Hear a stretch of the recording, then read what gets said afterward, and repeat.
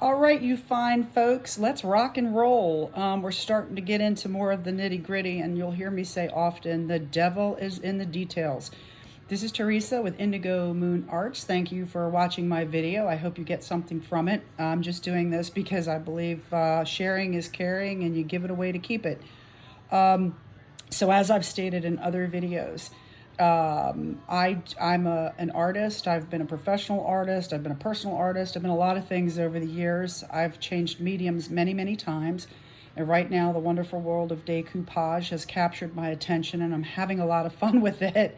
I was a tattoo artist for a while. I was a polymer clay artist for a while. I've done stained glass. I paint. I do all these wonderful things. And I have a full-time job. So I always wanted to be an art teacher, and I appreciate the opportunity to provide what I know. So with that said, this is the way I create bottles. So understanding, my disclaimer is I'm just sharing information. You may know people that do it differently. Other people may do it differently. This is how my techniques, how I create the bottles I create. So I hope you enjoy.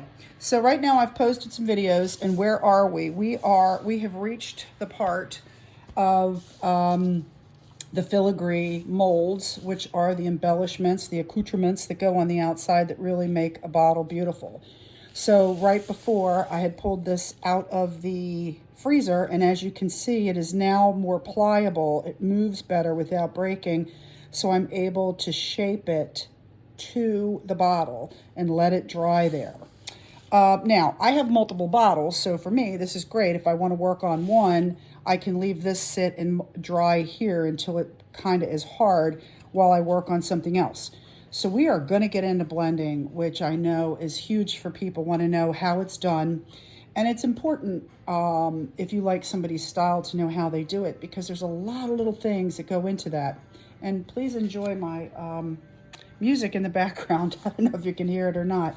I always work with a cup of coffee, keeps me going, and rock and roll music keeps me fired up. So I might get a little weird if AC/DC comes on. Anyway, I think we're going to start with this gal first versus this one, because this blending is a little bit trickier.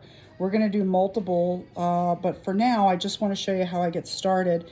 These videos can get long, so I have to break them down into multiple videos, and I apologize if they get out of order, but hopefully you will get all of the information. So let's begin. How would I blend this bottle? How does this go from being a white bottle, to being a bottle that looks like this, with the blending so that you can't really see the image. You want to lose the image. You're basically camouflaging it into the background so that when you end up with a finished product, you end up with something that from a distance looks like one picture rather than a hard and soft line. But first, real quick, let me show you this fun part. Now, what I would normally do here, looking at what my piece of art is. So with this, I see grays and blacks. I also see some pinks and purples. So whenever I'm gonna color a bottle, and I really love the dark bottles the best, I think. So you can make the bottle primarily, 80% one color, and then just blend around the image if you like, which is exactly what's happening in these recent bottles. Basically, it's a black bottle that I'm blending out from the image. Depends on how much paint and how much time you want to use. Same with this one. This one's fully blended and ready for embellishments. You can see it's enough around the picture. I go a little bit. You can do the whole bottle if you want. Nobody ever looks at the back. So I just don't see the point in that, because nobody's picking it up and going, oh, what's on the back? Anyway, so the first thing I do, which I guess is a form of color theory, is I actually assess what kind of colors are in this bottle that I want to pull out. It's a lot like decorating. If you're a great decorator, then you could be a great blender, because you're looking at color matching, contrasting versus complementary. And in this bottle, I see her white face, which is great. So I want to make that pop. And I also identify the color changes, right? So this is black, this is gray, more gray, kind of like a black, but it's got purple in it, which makes this really fun. More gray. Okay, and the wonderful part about it is you don't have to be precise. You're trying to match it, not exactly, enough, and enough is what makes it perfect. The best part for me about art is the imperfect. The less perfect it is, the prettier it can be. So stay tuned. Hang on one second. I have a dog eating out of the cat bowl, and I didn't want to yell on screen. Anyway, let me show you what I do here.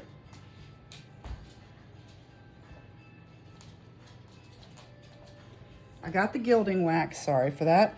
This is gilding wax. There's rub and buff, there's all different types. And what a gilding wax is it's a color paste. It's like a paste.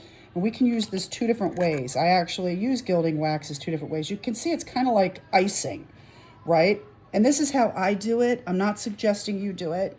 But as an artist, I use my fingers for everything, which is why my hands, I do get my nails done. I do have beautiful rings, but not when I'm creating. So make sure you take off all your jewelry. Anyway, this is now dry. I showed you this in another video. And because I'm teaching, I'm not being precise. I will catch up on the edges when I put it on a bottle later. But normally, if I'm in creation mode, everything's perfect. We're not being perfect for teaching. So I'm going to stick my finger in this wax and get enough on the end. Sorry for the middle finger. Sorry. Anyway, and I get enough on there. And basically, all you're doing is you're going to apply this with your finger just to the tops. You don't want it in the crevices, so you want a very light touch. Now, this is why I use craft paper on my counter, because I want to dab the extra off. So I just dab it there. Now I know that I have proper amount, and I just lightly go over top like this and see what happens. There's the magic happening right there. This is how people make these wonderful filigree molds look like metal. And I know some of you are asking that question. There it is.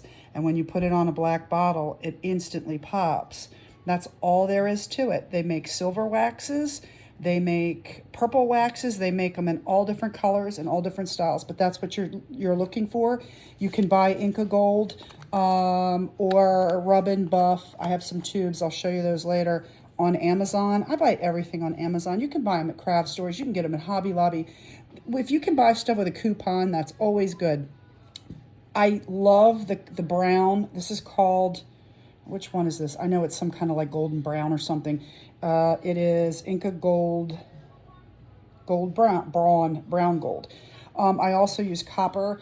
I try to stay away from colors that are stark, like stark bright gold. We'll use that for some things in particular. But anyway, that's how that's made. So get ready. So this video is already long enough. Let's get blending.